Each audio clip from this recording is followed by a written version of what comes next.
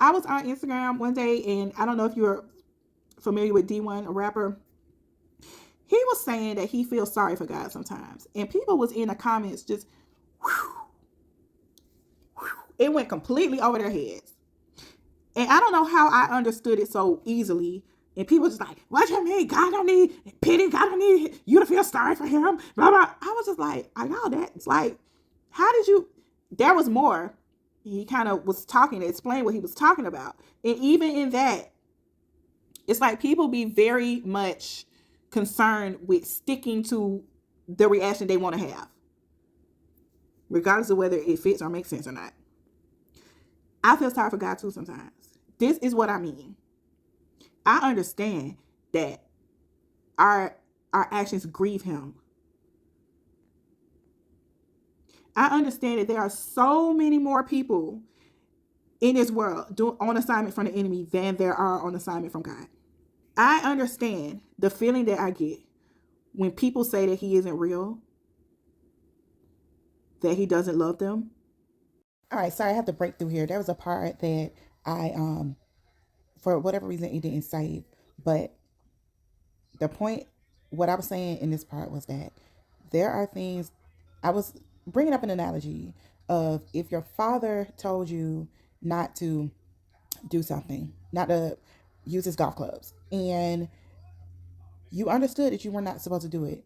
It don't matter if you understood why or anything like that, but you understood for sure that you were not supposed to use his golf clubs. Would you then, in front of his face, go and take his golf clubs and use it? No, I'm sure you wouldn't, because you would know A, that the fact that you didn't respect him enough would hurt his feelings, and B, you would know that you couldn't get away with doing it without a consequence of disobeying him. All right. What about your significant other, somebody that you claim to love? If you're supposed to be in a monogamous relationship, would you holler at somebody in front of your girlfriend or boyfriend? Would you do that even if you had the heart to cheat? Would you do that in front of them while they're watching? Forget doing it behind their back, because we know that's dead wrong too. But would you have the gall to do it in front of your significant other's face? Here's the thing. We do this to God every time. There's nowhere we can go that God won't see it. And we know that. But again, I don't think we understand the weight of that. God sees every single thing you do. We be deliberately disobeying him in his face. Can't do it behind his back.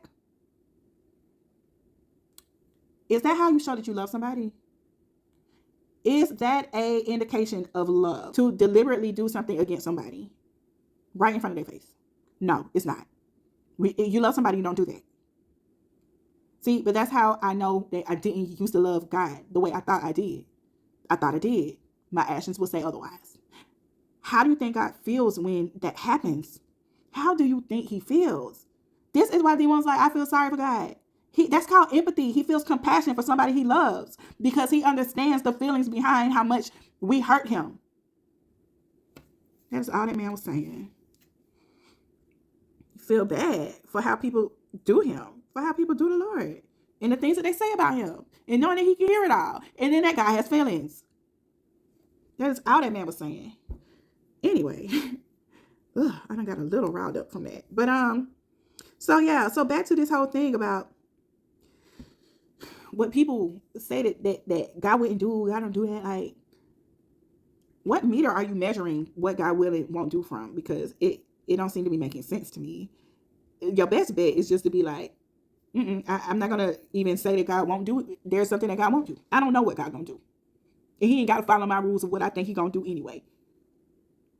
So let's just say if you said he did this in your life, then that's your testimony, and I don't have no choice but to believe it. Accept it. I ain't gotta believe it. I'll accept it. And if it matters so much to me that I gotta decide whether I believe it or not, I just need to take that conversation to God and ask him what he say about it. God, did you do this? Did you make that man's bicycle fly? All right, so the next part. So people don't believe even what's in the Bible because they don't believe that God get angry with them, even though it's in the Bible, but whatever. So no wonder they don't believe testimony of God being present or how he shows up in other people's lives, if you don't allow Holy Spirit to stretch you and come to him with an open mind, you won't grow there. You'll operate where you are. To an extent, that's fine. But that's dangerous for people who are leaders in the body. They stand in front of you and tell you that you aren't experiencing what you know you're experiencing just because they don't believe that God does certain things. If you're seeking God, his interactions with you are personal. They are prescribed for you and who you are and who he knows you are and what makes you tick. For example, it's a random example of something that just can put you in the mind of what I'm talking about. You might be at church, right? And the pastor might be saying like some great stuff. And the stuff that the pastor, he or she is saying is resonating with your spirit. It sounds good. It sounds God-led. It sounds like it makes sense. But let's say they was talking about, again, this is about to be something real silly because I'm just thinking off the fly. Let's say they're talking about the dangers of boiling chicken. The dangers of boiling chicken, right? And like I said, it sounds good and, you know, blah, blah, blah. And then a day or two later, you'll notice, you know how sometimes, depending on who your phone is serviced with, when you unlock your phone or go to certain screens or apps, you might be met with a bunch of articles, like different articles. And you might see the title on the article that says, eating boiled chicken decreases your fat sources and your fat storage. And you be like, oh, the pastor was just talking about boiling chicken. It's not a coincidence. Number one, this whole coincidence thing. Like, I hadn't even gotten to somebody. Anyway, I ain't even gonna talk about that. But it is not no coincidence, first of all. Okay. But anyway, so then you go back. Like, you read the article, and then that makes sense too. And this is just an example why you have to take stuff back to God. So perhaps if you didn't just accept what was said about the chicken the first time because it came from a trusted source and they were speaking about their own understanding, we don't know whether it was a holy led understanding or whether it was humanly wisdom understanding. But anyway, so and we don't even know if Holy Spirit led them to share that with the congregation, or whether they just felt like, hey, I want to share this. Like, we don't know why it was brought to you through that person, and then Holy Spirit corrects your thought pattern about it by giving you other information. But then you take it back to them so you can see which one is correct. They both sound like plausible things, but which one is correct? You know, the only one who can tell you, he's a spirit of truth. Holy Spirit is a spirit of truth. You got to go back and pray about things often, especially when it comes to you accepting someone else's information or perspective about a thing. You gotta take things back to God. Like, if it's something that don't mean nothing, like, okay, it's not important for you to do that. It's not going to alter your life in any way. But if it's something that has the potential to alter your life, you don't know what kind of open doors that person has to the enemy. You don't know what motivates people to say certain things. So people that you trust and love and that you feel like, you know, they're close to God, or sometimes the people that you know ain't close to God, but you think the spiritual thing ain't as deep as it actually is. But yeah, it is. Mm-hmm. It is. Sometimes you get thrown off of God's course and experience delays in the things that you've been praying and waiting for, just because someone else gave you an idea that was not through the leading of the Holy Spirit. And you could have taken that back to to God and checked with God about it before you proceeded forward on accepting that idea. And you know, when Satan know that he can't destroy something, he'll just try to delay it. He'll continue to try to delay it. He will continue to put things and circumstances and people in front of you to try to delay it. And it only works when you're not being led by the Holy Spirit to check out these people and circumstances. And it only works when you come in agreement. Sometimes our decisions, life decisions, we come into agreement with Satan. So it's like he has the legal access to do things to you, especially when it comes to people that you accept.